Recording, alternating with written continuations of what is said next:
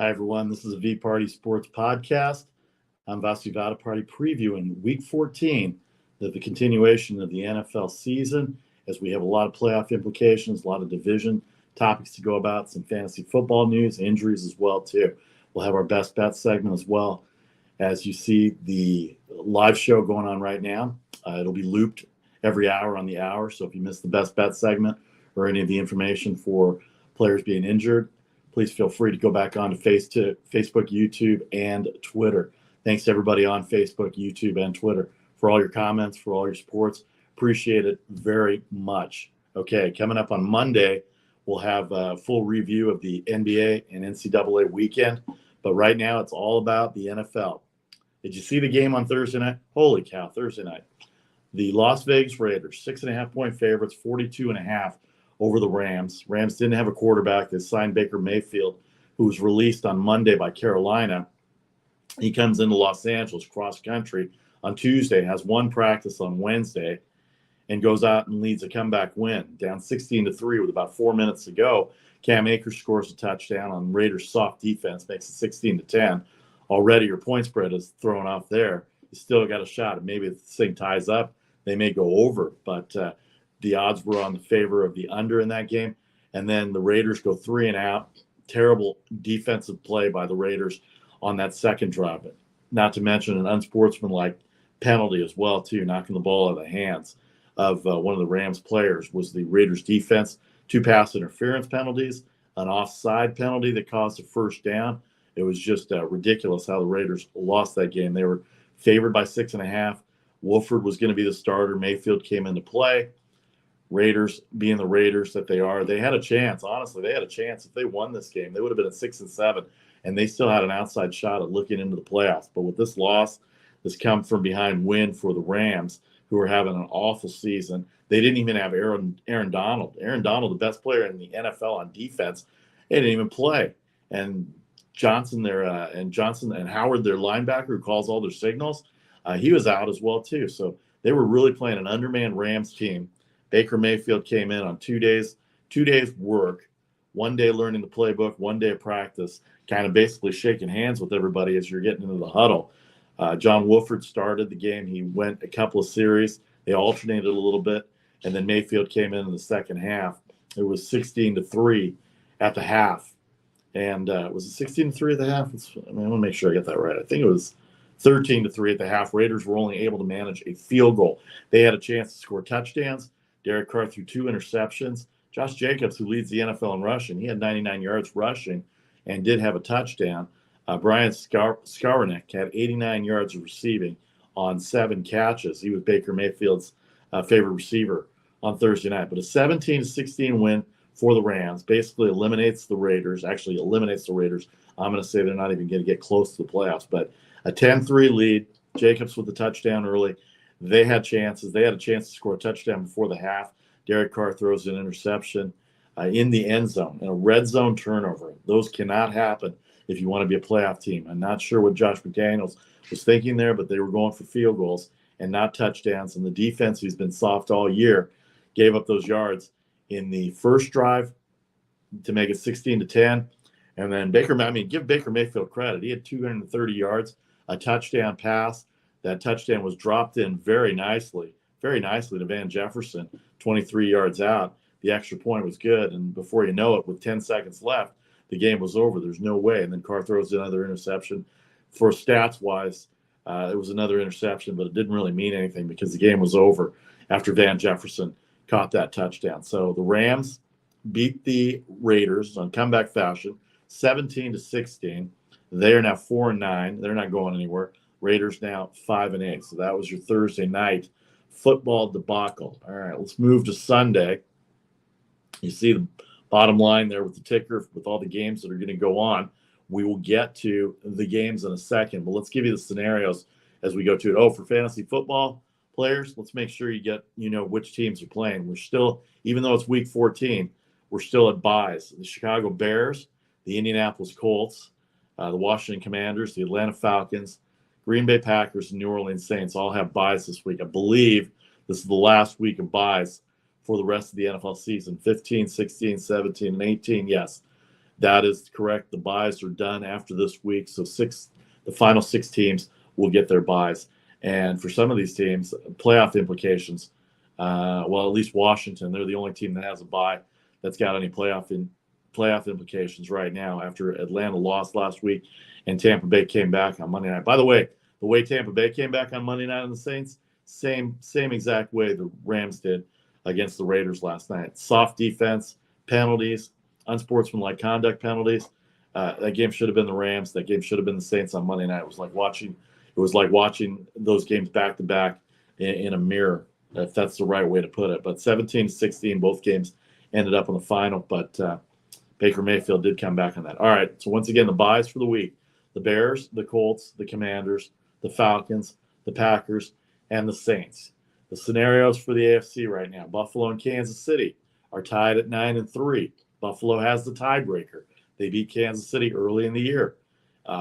They beat them pretty handily on the road. Kansas City hasn't covered a lot this year from a point spread perspective, but they are in second now with that 9-3 record. The AFC West is pretty much there. They're 3 games up on the Chargers, 5 up on the Raiders after Thursday night's loss, and 6 up on the Broncos, who they will play. They will visit Denver this weekend for their game against the Broncos, a 9-point favorite, as you'll see later on in the show when we get to the afternoon games. But Kansas City, the AFC West is pretty much wrapped up. Now it's between them and Buffalo. But when you look at Buffalo, the Eastern Division still up for grabs. Buffalo 9-3. Miami is in the number 6 spot. They lose the tiebreaker to Cincinnati. They lose the tiebreaker to Cincinnati. So Cincinnati is in the 5 spot. Cincinnati is in the 5 spot. Let me see if I got this right. Yeah. League, wild card. Oh, here we go. Okay. Cincinnati's in the 5 spot because Tennessee, even though they have a worse record, they lead the AFC South. And that AFC South, just like the NFC South, both divisions terrible. And they're both they're 7-5. But the Bengals are 8-4. They're tied with Miami at 8-4. The tiebreak based on head-to-head win percentage for the Bengals and Miami. So that's why they have the tiebreaker. The Jets are in the 7th spot. They're at 7-5. And the only other teams behind them are the Chargers at 6-6, Cleveland and New England at 6-6, Cleveland at 5-7, along with Pittsburgh at 5-7. Oh, they probably are both out. Cleveland may have an inside shot still at a wild card. Believe it or not, they're 2 back of the Jets, as is the Steelers, who are 5-7, 2 back of the Jets as well. In the NFC, the 11-1 Philadelphia Eagles are running the table.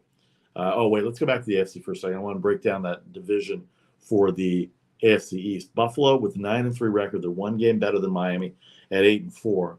Miami's in the 6th spot, as we said, but they're only 1 game back. The Jets are 2 games back of Buffalo at 7-5, and New England at 6-6. Might be a tall task for New England. Buffalo's already beaten them this year, but Miami and the Jets have both beaten Buffalo this year. Miami won at home. The Jets won at home. They still have to play each other another time. But right now, as of right now, the Buffalo Bills are 9-3, and they have the best record by virtue of the tiebreaker over Kansas City at 9-3. All right, then you go to the AFC North. The Baltimore Ravens, they're 3rd. They're 8-4. Tennessee is 7-5. Baltimore will be at Pittsburgh this weekend. See the line go by. The Steelers are favored by 2 with Kenny Pickens at wide receiver, the rookie wide receiver, Najee Harris, a running back. Defense has played well. They're on a 2-game winning streak, I believe. Yeah, the Steelers are on a 2-game winning streak right now. No Lamar Jackson for the Baltimore Ravens. Tyrone Huntley is the starting quarterback, but they will activate J.K. Dobbins. He's back at running back for the Ravens, so that could be a big help. Not a lot of scoring expected in this game, especially with Huntley. They were able to get that victory over Denver last week, 10-9, on a last few minutes touchdown by Baltimore to give them the 10-9 win. The AFC South, that division's over. Indianapolis choked it away last Sunday night, giving up 33 points in the 4th quarter. Tennessee has not looked good at all the last few weeks. They're on a 2-game losing streak, but they're 7-5. And we have an elimination. We have an elimination sighting.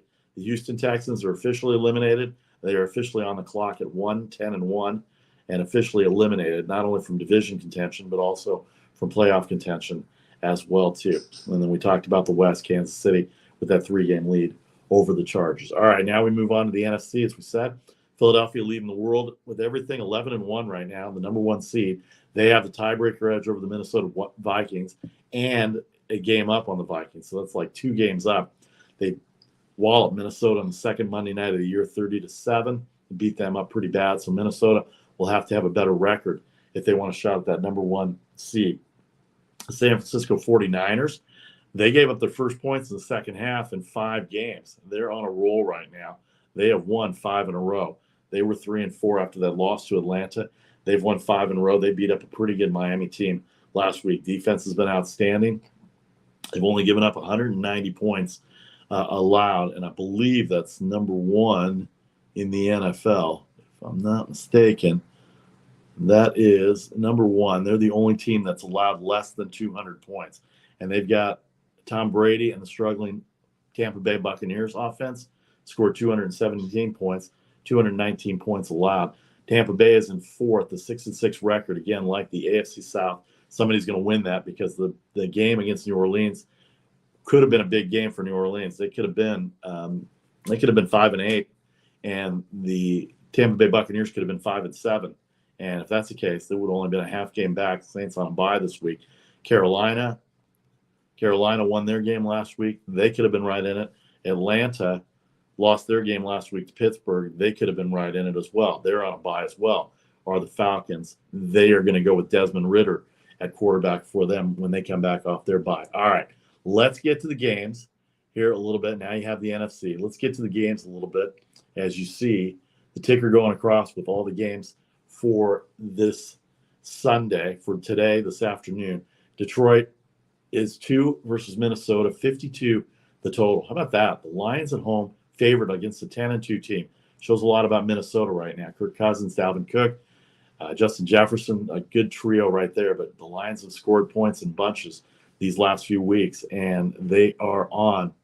They've won 3 of their last 4. They had the Thanksgiving loss, but they're 5-7. Everybody's way back in the north, but still a 2-point favorite for Jared Goff, Dan Campbell, and the Detroit Lions over Minnesota, 52 the total. They can score points at home. They've shown that. Last week they did to Jacksonville. Minnesota coming off their game last week as well. They were, I have to remember where they were. They beat up on the Jets. They held the Jets off at the goal line. 3-point favorite. They were able to cover that game, hold the 2-point conversion, and then get a 4th down play. So Minnesota having a tough time scoring. They play a lot of close games, a lot of one-score games. That proved beneficial for them when they beat Buffalo on the road. The Buffalo Bills, speaking of which, they're playing the Jets. They have the Jets this weekend. They want to get a win back against them after losing to them, keep their best record status and form. 10-point favorite, 43 over the New York Jets. The Jets are going to go with Mike White. That pass rush has been outstanding. They got to Josh Allen last time. Bills are going to have to find a way to run the ball, going to have to find a way to eat up some clock, stop that pass rush. Josh Allen cannot have red zone turnovers. That's been their biggest problem all year. The games that they've lost, he's had turnovers in the red zone. I mean, they could be undefeated right now. They could be 12-0 right now if it weren't for some of the turnovers and some of the mistakes they had. The Jets lost, the Dolphins lost, the Minnesota Vikings lost, all losses that could have been wins. If you go back and watch the tape, they could have won those games. They had Miami on the 2-yard line, couldn't get it in. They had the Jets a last few minutes drive to be able to go up with the score there, and then New York got a defensive touchdown, I believe, that kept that spread more than a 1-score spread. And then the Minnesota game that went to overtime, they had 2 turnovers. Josh Allen had 2 turnovers in the red zone there as well. So Buffalo 10-43, Pittsburgh 236.5. We talked about it already. Kenny Pickett, the starting quarterback. Najee Harris back. Pickens, the wide receiver.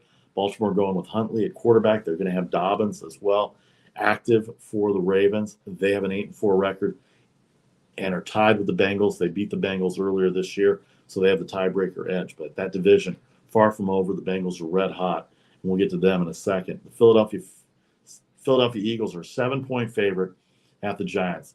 We saw what happened on Thursday night with Vegas. Road favorites are tough.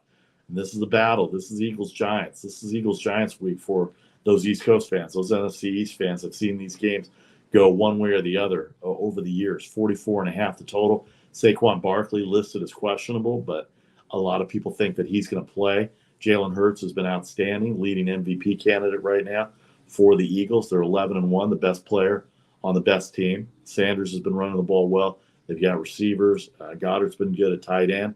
A.J. Brown tore up his former team, the Tennessee Titans, last week in a blowout win over the Titans. So they're a 7-point favorite going into the Giants this weekend. That's a tough place to play. I don't know if I'd lay 7 points on that, but you have to see the best bet segment to see if that's the case. Cincinnati, we just talked about how hot they are. They're on a 4-game winning streak. I believe they're on a four-game winning streak. They thumped Tennessee 2 weeks ago. They beat Kansas City. Jesse Bates, their safety, got fined by the league for faking an injury. So did Cam Jordan, by the way, for the Saints. So the league coming down hard on that. But I think the Cincinnati Bengals would take the win. They're 8-4. All these records. So you're looking at 9-3 Buffalo, 9-3 Kansas City, 8-4 Baltimore, 8-4 Cincinnati, 8-4 Miami. All have a shot at the number 1 seed still. Go figure how that's going to go. The Dolphins, but the Buffalo 6-2 in the conference. Are tied with the Dolphins, 6-2. They're in the same division, and Miami has the edge there. They're a game back. Cincinnati is 1-3 in the division, so that may come back to haunt them if they can get a win versus Baltimore, because the next tiebreaker after head-to-head is your division record, and then it's common games after that, which I think the NFL changed a few years ago, and that's been really good for their part. All right, so you got Cincinnati 5.5. Deshaun Watson had a mediocre game in his first game back after a year, 46.5 the total. They can score some points. Watson is very capable of scoring some points. Cincinnati gave up 24 to Kansas City last week, but held when they needed to. The Tennessee Titans are 3.5 versus Jacksonville. They've struggled. They've lost 2 in a row. They are minus 21 in point differential. When they play bad, they play bad. But when they play good, they play really well. Jacksonville can score. We saw their bad game against Detroit, but they beat San Diego, or they beat the Chargers 2 weeks ago on a 2-point conversion. They beat the Ravens 2 weeks ago on a 2-point conversion. Trevor Lawrence is questionable, but it looks like he'll play as well too. 3.5 for Tennessee, 41 the total for Jacksonville. Dallas 17.5 versus Houston, 44. You know how I feel about laying touchdowns in the NFL. Everybody has athletes. I know Houston's eliminated. I know they're 1-10, 1-10-1. Let's give them credit for that tie. But 17.5 points, a lot of points in a row, and backdoor covers take place all the time as well too. So it's going to be hard to predict that as far as 17.5 points versus the Houston Texans is a lot of points to go there. But Dallas right now in the number 5 spot in the NFC, they are 2 games back of Philadelphia in second place in the NFC East. They have a loss already against Philadelphia, so that doesn't bode well. And they've got their game on Christmas Eve. But right now they have the Houston Texans to contend with this afternoon. All right, when we come back, we'll go through the afternoon games.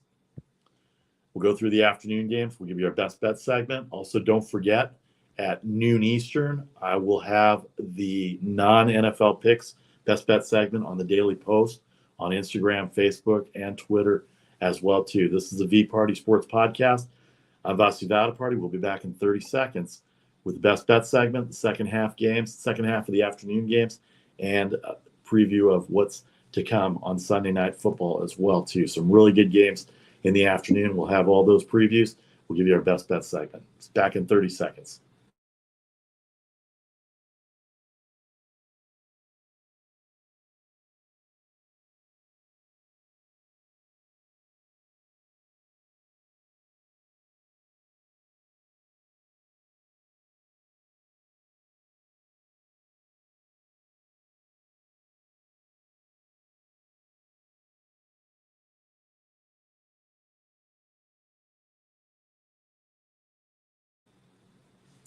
Okay, welcome back to the VParty Sports Podcast. I'm your host, Vasu Vadaparty.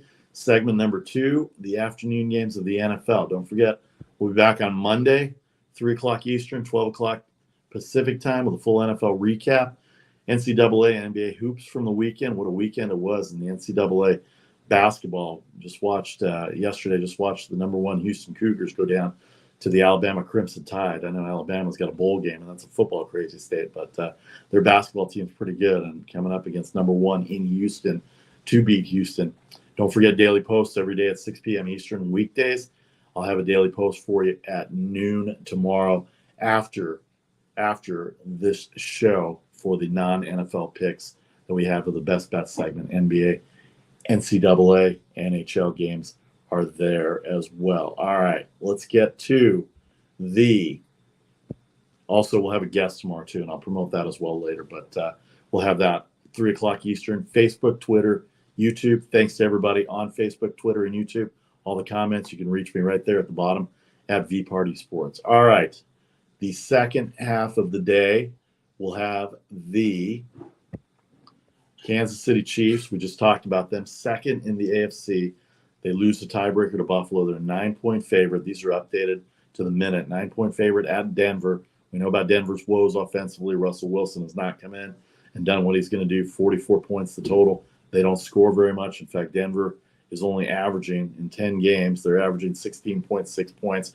They're giving up 20.4 a game. They've lost 4 in a row. They had the win against Jacksonville. That was the last one they had. That was in London. They haven't won in the United States in 4 weeks now. And Denver coming in last place, 3-9. Russell Wilson still the quarterback there. They are 2-3 at home, 1-6 on the road. So they've got a chance. Kansas City doesn't cover point spreads very well. The Chiefs are 4-2 on the road. However, they're 3-0 in the division, 5-3 overall in the conference. And they had the tough loss at Cincinnati last week. The Bengals came back and took the lead back from Kansas City after having the lead for part of the first half. Bengals made a good comeback. They are red hot right now. It wouldn't surprise me to see Kansas City and Cincinnati in a rematch of last year's AFC game. But 9-point favorite for the Kansas City Chiefs. Latavius Murray getting a lot of the carries now for Denver. They're a 9-point underdog. I think if they can hold the ball and keep it close, I think they've got a shot at Denver, maybe even at least keeping that game close and maybe even upsetting them. They're not a bad team. Defensively, they're pretty good. They just can't score right now. The Seattle Seahawks, 4-point favorite over the Carolina Panthers, 44 the total. Seattle 1 game behind the San Francisco 49ers at 7-5. They are in 7th in the wild card spot. They are a game back of those hot 49ers right now. It's going to be a matchup, Carolina and Seattle, of 2 former New York Jets teammates, Geno Smith for Seattle, Sam Darnold for Carolina. Carolina's been able to run the ball the last few weeks. They won their last week's game. And I have to remind myself who they played last week. They played the Denver Broncos. In fact, they beat Denver on Thanksgiving Sunday, 23-10. Denver, we said, had no offense, but this is a home game for Denver against Kansas City. But that being said, the Panthers got a 23-10 win over Denver last week. They travel west to go to Seattle, who lost last week. They were off last week. Let me see if I got that right here. They had their bye. Boy, I'm so glad these byes are going to be over. Yeah, they had their bye last week. But before that, they lost to the Raiders on the overtime walk-off by Josh Jacobs. So right now, they are in a little bit of funk. They won their last game against the. Oh, wait a second here. Hold on here. Let me see if I got this right here. They played Thanksgiving weekend. They lost to the Seahawks. Week 13, they beat the Rams. That's right. They beat the Rams last week. They did not have their bye. DK Metcalf at the end of the game did not cover the 7 points on the road. Same for the Raiders on Thursday night. But the Seahawks beat the Rams 27-23 in that game. So that's what we have for Seattle and Carolina. A big game for Seattle. They need to maintain with the 49ers. Speaking of those 49ers, game of the week, Tampa Bay Buccaneers, Tom Brady, former Bay Area native, comes into San Francisco. Don't call it San Fran, Tom. You're going to upset the 49ers fandom. And you grew up here. You should know better than to call it San Fran. It is San Francisco by way of Santa Clara, by way of the South Bay, by way of Levi's Stadium. 3.5-point favorites for the 49ers. They've only allowed 7 points in the second half in their last 5 games. This 5-game winning streak coinciding with that great second half play. They spread themselves out. They increased the margins in the second half. But 3.5 points is the line for Tampa Bay. That's awfully tough. If it was 3 or less than 3, you would have to think the Niners would be the way to go here. But it'll be interesting at 3.5. And I think the Sharps in Vegas know exactly what they're doing by setting that thing at 3.5. 37.5 the total. You know about the Buccaneers' struggles. They looked awful for 57 minutes Monday night against the New Orleans Saints. 49ers gave up a few yards to Miami, but in the end, the defense came up, big fumbles, big interceptions to get that win over Miami. And then Sunday Night Football, those Miami Dolphins, who are 8-4, one game back in Buffalo, they have won 2 of their last 3, I believe, and then they lost last week to San Francisco. But they're going to SoFi Stadium to play the Chargers. They're favored by 53.5 the total. That line went up from 51.5 to 53.5. Both teams can score. We know Miami can score. They gave up 38 points to the 49ers, and a lot of that was Tagovailoa's turnovers. He threw 2 interceptions. He fumbled once toward the end, and that was their demise against the 49ers. If they had won that game, they could have been right there with Buffalo and still been in first place. But now they're a game back. They do have the tiebreaker over Buffalo. Chargers fighting for their playoff lives. They are in the number 9 spot. They're tied with the Patriots, but they lose the tiebreaker because of best winning percentage in conference games. That's the advantage New England has over the Chargers right now for the 8th spot. And then if they can somehow catch the Jets, they might be able to get into that 7th spot. And then who knows what happens with New England at that point. All right, so those are your games. And then Monday night, we'll talk about Monday night's game on Monday, but the Patriots are going to Arizona. They're going to be without some key pieces as well, too. So those are the games that we have for Monday night. The New England Patriots at Arizona. Those are the Sunday games that we have going on right now for the NFL for the Week 14. Now, some injury notes to note is J.K. Dobbins, we said, for the Ravens is in. Lamar Jackson is out. They have let me see if we got this right. I saw a bunch of these notes. Mike White's still a quarterback. Joe Mixon's been questionable. He limited practice this week for the Bengals. Trevor Lawrence is questionable for the Jaguars. Saquon Barkley, a big one for the Giants, he's questionable. They're trying to stay in. As of right now, the Washington Commanders are just a half a game behind Seattle. Otherwise, all 4 teams in the East would be in the playoffs as of right now. Ravens, Steelers go at it. Chiefs, Broncos.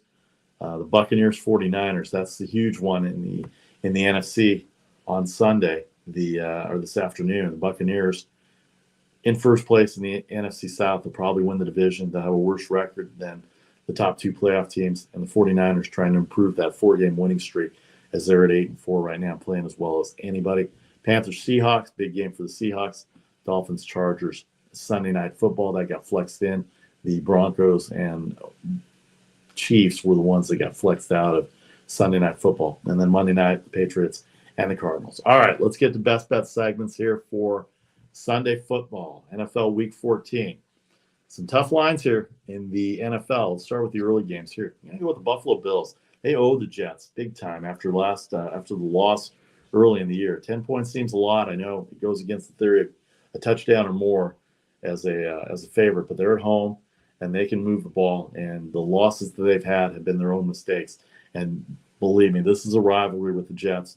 The Jets defense has been playing great. Mike White has been really good. They lost on the road to Minnesota and now have to go back to another quality team and play the Buffalo Bills on the road again. That might be too much for the New York Jets. So lay the 10 with Buffalo.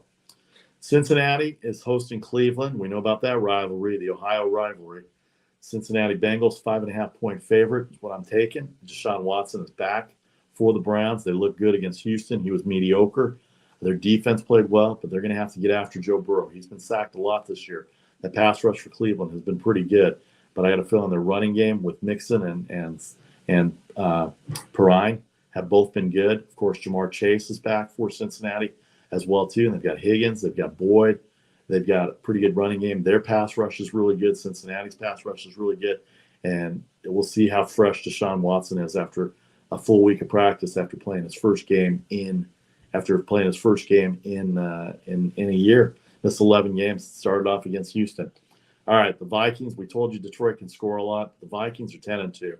They're really good. They went on the road a couple times this year and won close games. And I think a 2-point spread for the Lions. I think if the Lions are favored against any team above 500, it has not fared well for them. So the Minnesota Vikings +2 in the game against the Lions. Pittsburgh, -2 over Baltimore. No Jackson. Very little running game. The defense has not been able to stop rushing yards right now, and I think that Pittsburgh can run. Pittsburgh's defense played well against Atlanta, played well against Indianapolis. They're on a roll right now for Mike Tomlin. All right, the afternoon games for the NFL for Week 14. All four of them on the board. The Tampa Bay Buccaneers +3.5. Hey, it's Tom Brady. What can you say? Comeback, Mr. Comeback. I know the 49ers defense has been outstanding, but you don't think he's studying and trying to figure out a way to beat the 49ers? And that half a point extra, it could be a field goal game either way. And that half point, I'll take that half point extra. I'll take that half point extra and go with the Tampa Bay Buccaneers at +3.5. Denver, we talked about it, at home. Their defense has been really good at home. They don't score a lot of points. Kansas City had a tough road game at Cincinnati where they came out with an L. They're going into Denver again this week as a road favorite, as they were last week. They were, I want to say, they were a 2.5-point favorite on the road last week at Cincinnati, but here they're a 9-point favorite at Denver. I think it's too much for Denver.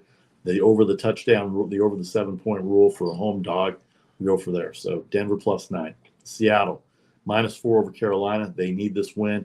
Carolina's been pretty awful this year. Geno Smith has been really good for Seattle. They're running the ball very well. Defensively, they've rushed the passer really well. They've had a tough time in stopping the run. So Carolina can run the ball.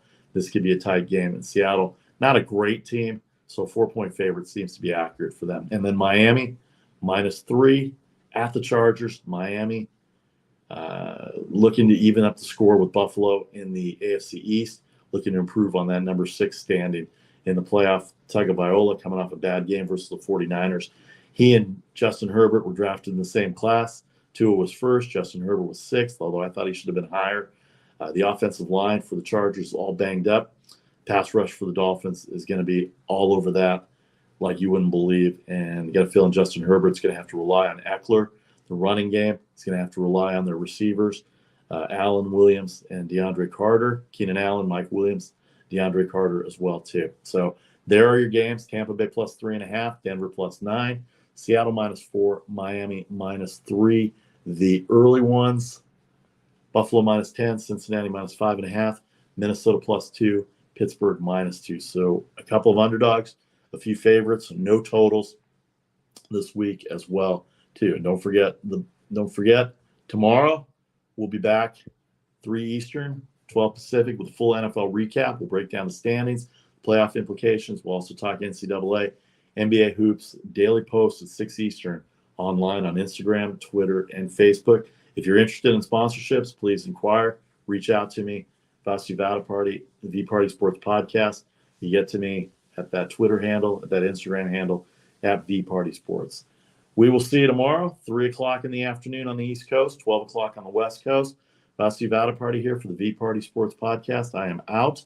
Enjoy your Sunday. Good luck on your fantasy football. Good luck with your games.